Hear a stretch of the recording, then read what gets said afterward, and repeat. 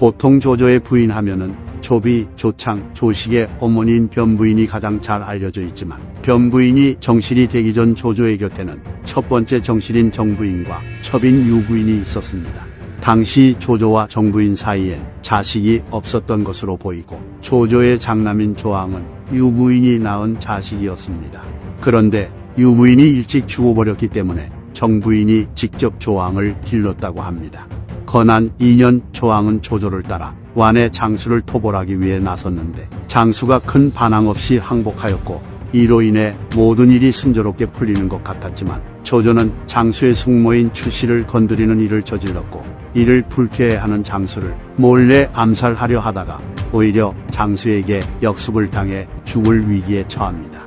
세어에 따르면 이때 조항은 아버지인 조조를 살리기 위해 자신의 말을 조조에게 주었고 이로 인해 조조는 위험에서 벗어났으나 조항은 도망치지 못하고 죽게 됩니다. 위서에 따르면 정부인은 조항이 죽었다는 소식을 듣고는 돌아온 조조에게 아들을 죽여놓고 아무렇지도 않은 듯이 행동한다고 꾸짖으며 미친 듯이 울었다고 하는데 정부인은 조항이 직접 낳은 자식은 아니었지만 제 자식처럼 아끼고 키웠던 것으로 보입니다. 하지만 조조는 오히려 울고 있는 정부인에게 화를 낸 뒤 그녀가 마음을 가라앉힐 수 있도록 친정으로 돌려보냈다고 합니다. 그리고 시간이 지난 뒤 조조는 정부인을 찾아갔고 시중이 정부인에게 조조가 왔다는 이야기를 했으나 정부인은 들은 척도 하지 않습니다. 이에 조조는 뻘쭘해하며 정부인에게 다가가 그녀의 등을 어루만지며 이제 나와 함께 집으로 돌아갑시다 라고 말했으나 정부인은 고개도 돌아보지 않고 아무런 말도 하지 않습니다. 그래서 조조는 할 수 없이 되돌아가다가 집 밖에 서서는 정말로 같이 안 가겠소 라고 말했으나 정부인이 또 무시하자 나랑은 아예 만나지도 보지도 않겠다는 것이요 라고 한 번 더 말했고 여전히 정부인이 무시하자 정말로 결판을 내자는 것이요 라고 말한 뒤 그제서야 정부인과 헤어졌다고 합니다.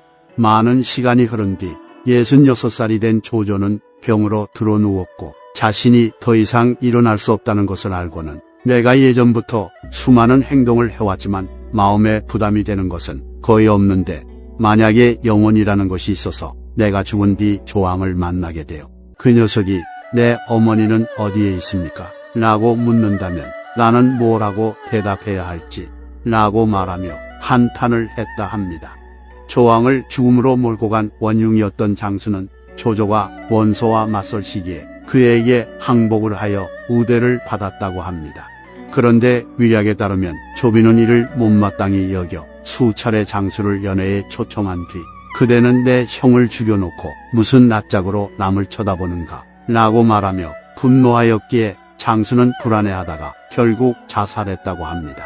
기록의 부재와 함께 단명해 버렸기 때문에 조항이라는 인물의 능력이 어떠했는지는 알 수 없으나 아버지를 위해 목숨을 바친 것과 계모가 진심으로 아꼈다는 것을 보면 그가 가진 성품은 매우 훌륭했던 것으로 보입니다.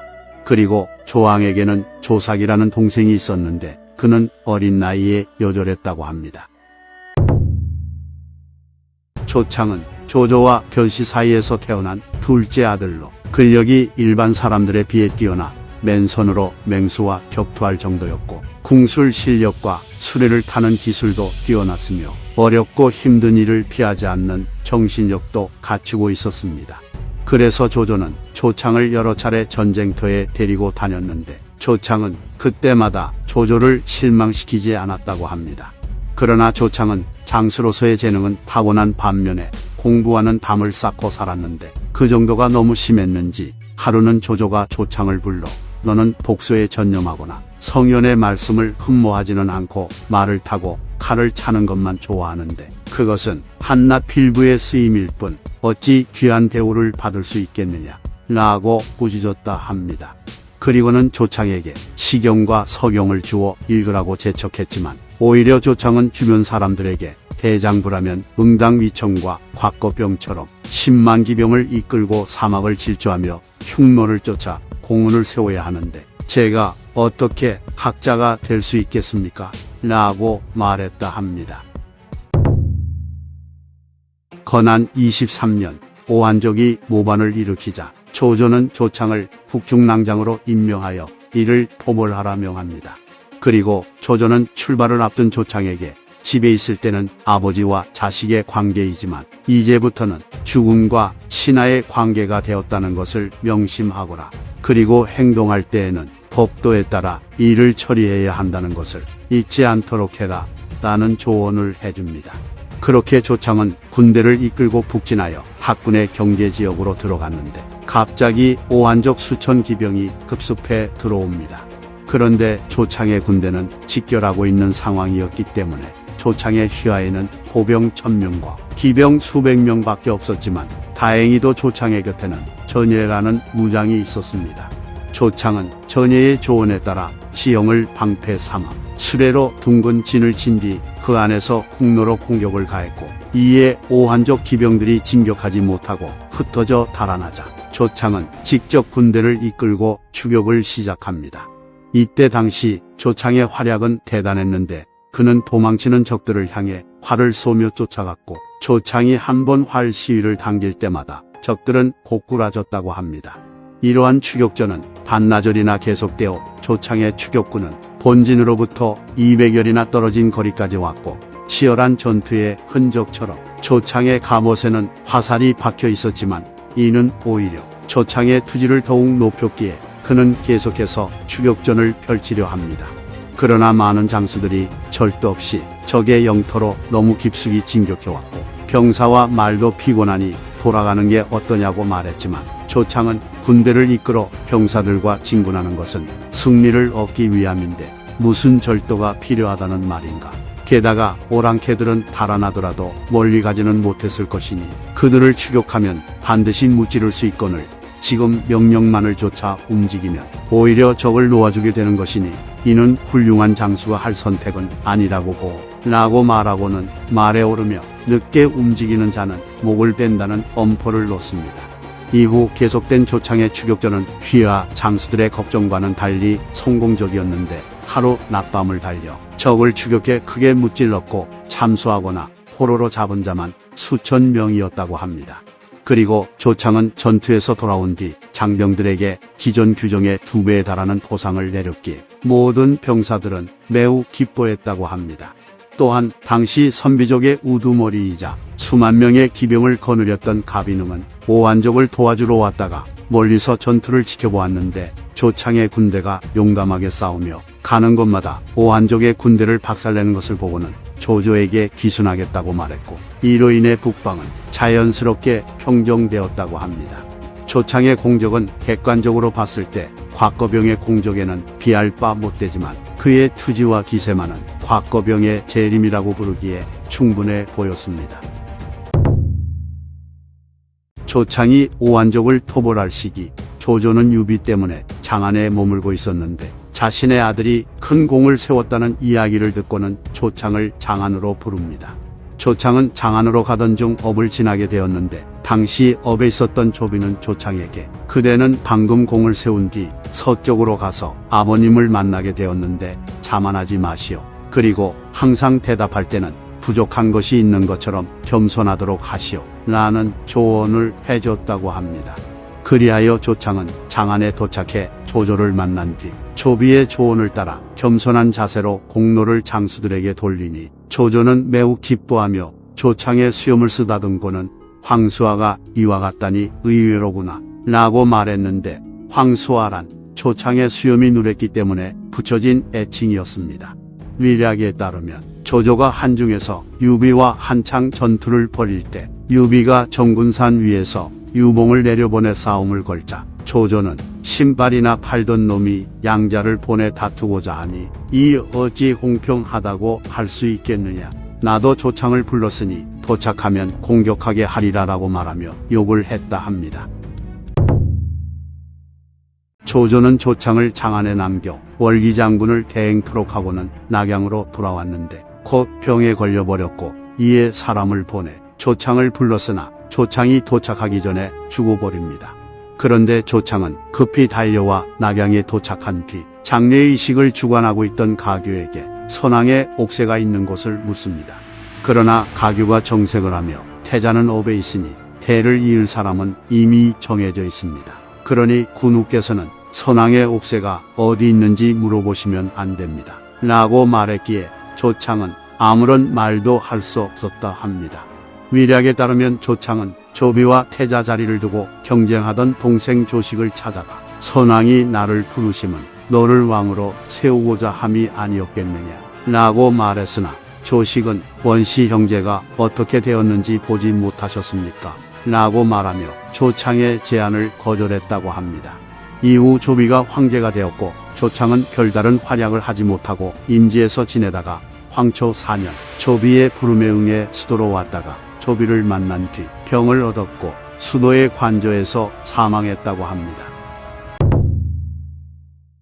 조조가 아들들을 불러놓고 좋아하는 것을 물으며 각자가 목표로 삼는 것을 말하라고 하였는데 이때 조창은 조조에게 장수가 되고 싶다고 말했고 이에 조조가 장수가 되면 어떻게 할 거냐고 묻자 조창은 갑옷을 입고 날카로운 무기를 들어 위급하고 어려운 상황에서도 몸을 돌보지 않고 사절들의 앞에 서며 공이 있으면 반드시 상을 주어 장려하고 죄가 있으면 반드시 징벌을 할 것입니다. 라고 말하니 조조는 대견해하며 크게 웃었다고 합니다. 조창은 자신이 닮고자 했던 곽거병과 비슷한 삶을 살았는데 조창도 곽거병처럼 젊은 시절 임팩트 있게 활약한 뒤 더 많은 공적을 세우지 못하고 허무하게 죽어버렸기 때문입니다.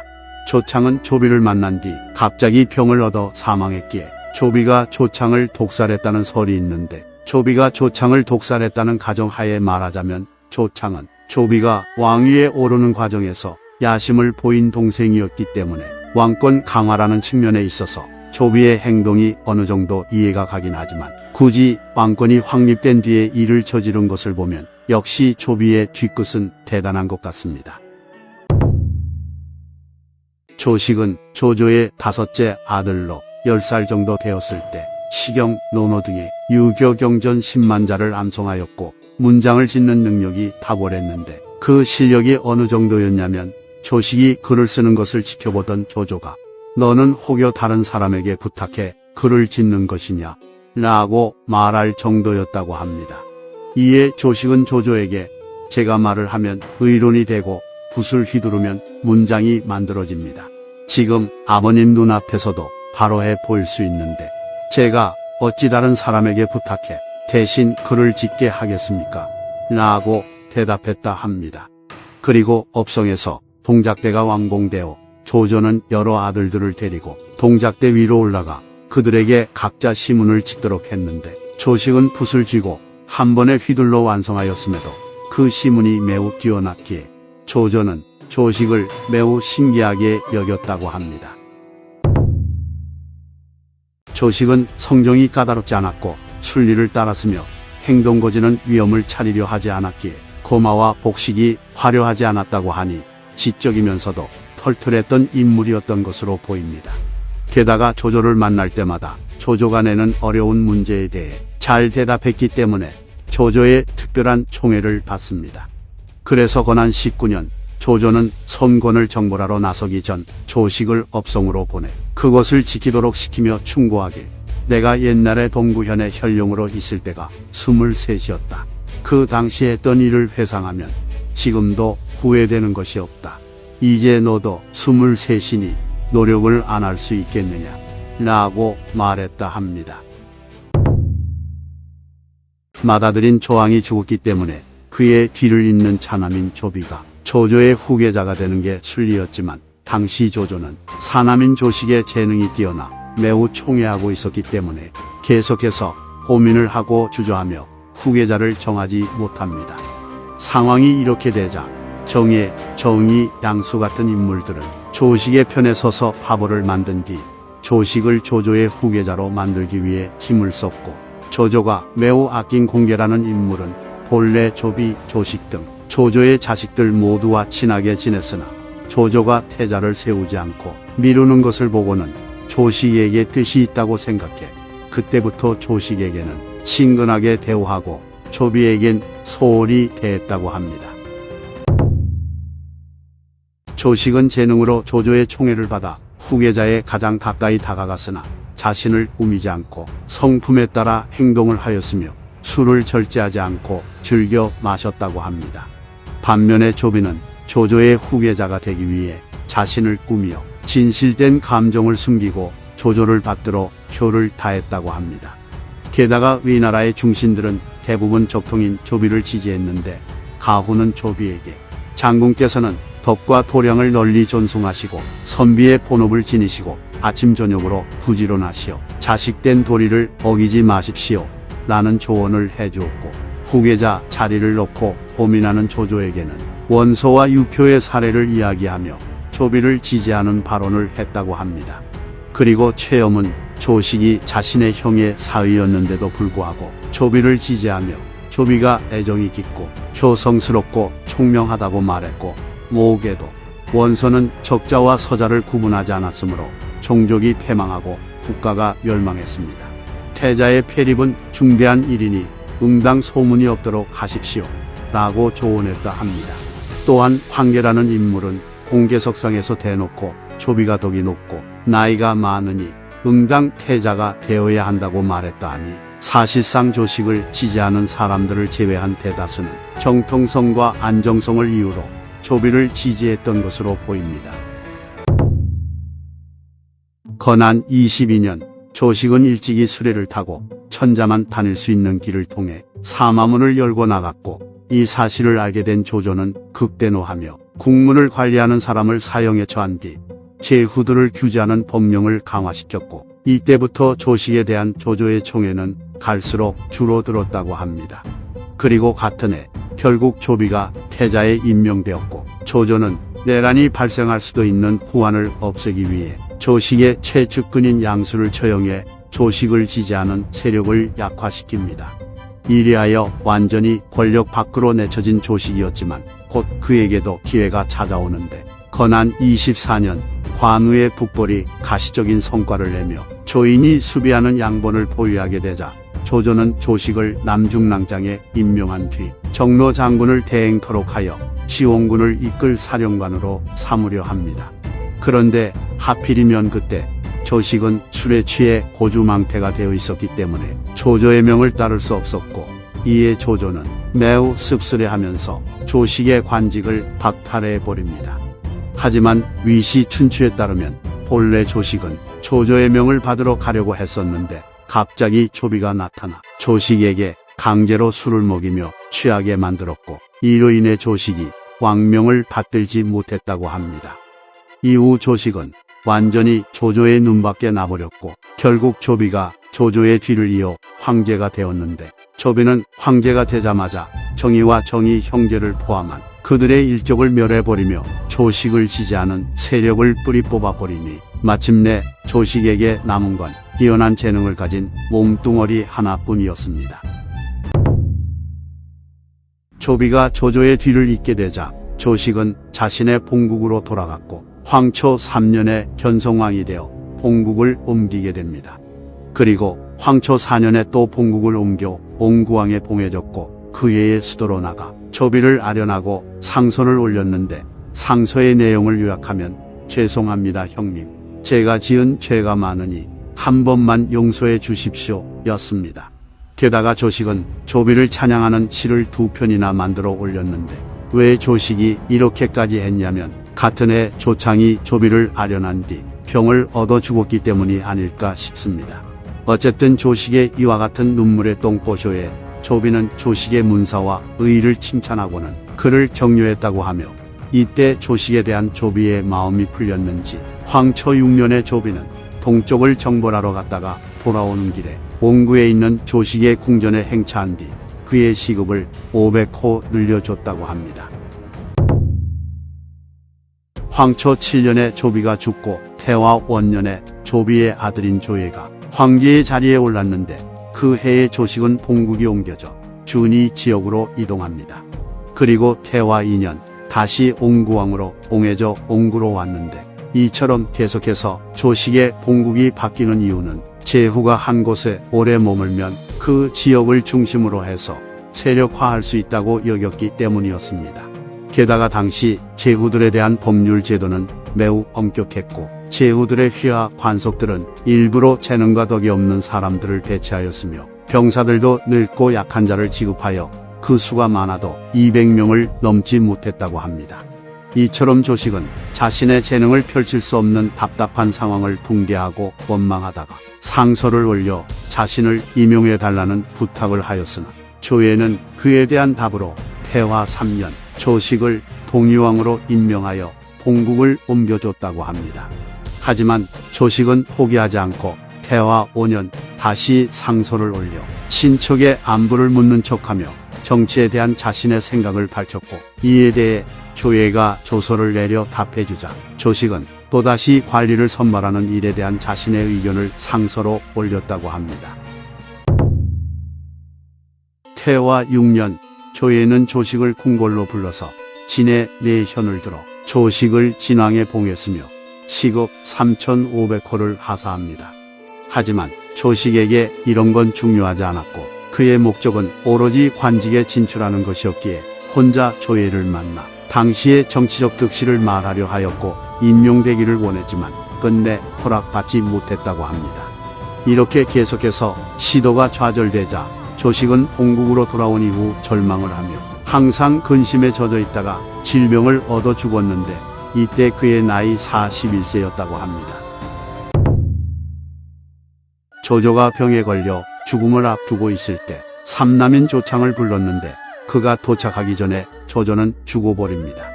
위략에 따르면 이때 조창은 조식을 불러 선왕이 나를 불렀던 이유는 너를 후계자로 세우려 함이 아니었겠느냐 라고 말하자 조식은 아닙니다. 원시 형제를 보지 못했습니까? 라고 대답했다 합니다. 조비가 헌제를 폐위하여 한나라를 멸망시키고 스스로 위나라의 황제가 되자 조식은 상복을 꺼내 입고 슬퍼하며 소리내어 울었다고 합니다. 태화 2년 조예는 제갈량의 북보를 막기 위해 직접 장안까지 나섰다가 낙양으로 돌아왔는데 위략에 따르면 당시 조예가 전사했다는 소문이 돌아서 군신들이 옹구왕 조식을 직접 영접해 황제로 만들려 했다고 합니다. 조지별전에 따르면 조식의 아들인 조지는 글 읽기를 좋아하였고 어떠한 계기로 사마염과 친분을 쌓게 되었는데 사마염은 조지가 재능이 있다 여겼기 때문에 나중에 황제가 된 후 조지를 불러 여러 관직을 역임하게 했다고 합니다. 조충은 조조와 환부인 사이에서 난 아들로 어렸을 때부터 총명하고 재주가 뛰어나 6살이 되었을 때 지혜와 생각하는 바가 성인의 것과 같았다고 합니다. 한 번은 선곤이 조조에게 코끼리를 선물로 보내왔는데 조조는 그 동물의 무게가 궁금하여 주변에 있는 신하들에게 물어보았으나 그 누구도 답하지 못합니다. 그러나 이때 조충이 나서서 코끼리를 큰 배 위에 올려놓고 물이 올라온 흔적을 칼로 표시해둔 뒤 무게를 측정할 수 있는 물건을 실어 표시해둔 것과 비교한다면 무게를 알 수 있을 것입니다. 라고 대답했기에 조조는 매우 기뻐했다고 합니다.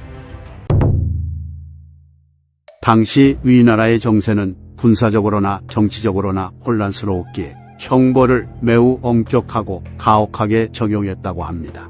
그런 시기에 창고에 둔 조조의 말 한 장을 쥐가 갉아먹는 일이 발생했고 이에 창고 관리자는 자신은 죽은 목숨이라 생각하며 자수를 하려 했으나 이 사실을 알게 된 조충은 그에게 3일만 기다렸다가 정오에 자수하시오라는 조언을 해줍니다. 그리고는 자신의 옷을 칼로 찢어 쥐가 물어뜯은 것처럼 우민 뒤 시리에 빠진 것처럼 연기를 하였는데 조조가 그 모습을 보고 이유를 물으니 조충은 사람들이 말하길 쥐가 옷을 물어뜯으면 옷 주인이 불길해진다고 합니다. 그런데 지금 저의 옷을 쥐가 물어뜯었기 때문에 걱정하고 있었습니다. 라고 대답했고 이에 조조는 그것은 허튼 소리니 괴로워하지 말 거라 라고 말해줍니다. 그리고 잠시 후 창고 관리자가 조조에게 자수하며 조조의 말 한 장을 쥐가 갉아먹었다고 말하며 죽을 죄를 지었다고 하자 조조는 웃으며 내 아이의 옷이 제 곁에 있었는데도 쥐가 물어뜯었는데 하물며 기둥에 걸려있는 말 한 장이야 어련하겠는가 라고 말하고는 기분 좋게 넘어갑니다. 이처럼 조충은 어질고 애정이 많았고 식견 또한 뛰어났기 때문에 항상 아랫사람을 생각하며 일을 처리했고 원래라면 죄를 지어 죽어야 했으나 조충이 몰래 일을 맡아 처리해 목숨을 구한 이가 수십 명이나 되었다고 합니다. 위서에 따르면 조충은 매번 형벌을 당하는 사람을 볼 때마다 번번이 그들의 억울한 사정을 찾아가려내 은밀히 이를 다스렸고 열심히 일하는 관리가 과오로 죄를 범하면 항상 조조에게 알려 그가 용서를 받게 해줬다고 합니다. 조충은 현명한 데다 타고난 성품이 어질고 자애로웠고 용모와 자태까지 아름다웠기에 조조의 총애를 받았다고 합니다. 게다가 조조는 신하들과 대화를 나눌 때마다 항상 조충을 칭찬하며 후사를 물려주고자 하는 뜻을 보였는데 조충이 13살이 되던 해 질병에 걸려 죽어버리니 조조는 매우 슬퍼했다고 합니다. 그래서 조비가 조충의 죽음으로 슬퍼하는 조조를 위로하니 조조는 눈물을 흘리며 이는 나의 불행이나 너희들의 행운이로다 라고 말합니다. 위략에 따르면 조비는 황제가 된 뒤 형인 조왕이 일찍 죽은 것은 다 자기 운수였다. 그리고 만약 조충이 살아있었더라면 나 또한 천하를 얻지 못했을 것이다 라고 말했다 합니다. 조조는 의술로 유명한 화타를 죽였는데 나중에 조충이 질병으로 위독하게 되자 나는 화타를 죽인 것을 후회한다. 내 선택으로 내 아이가 죽게 되었구나 라고 말하며 한탄했다고 합니다. 이상 삼국지 인물열전 조왕, 조창, 조식, 조충편 마치겠습니다. 재미있게 보셨다면 좋아요와 구독, 알림 설정 부탁드립니다. 감사합니다.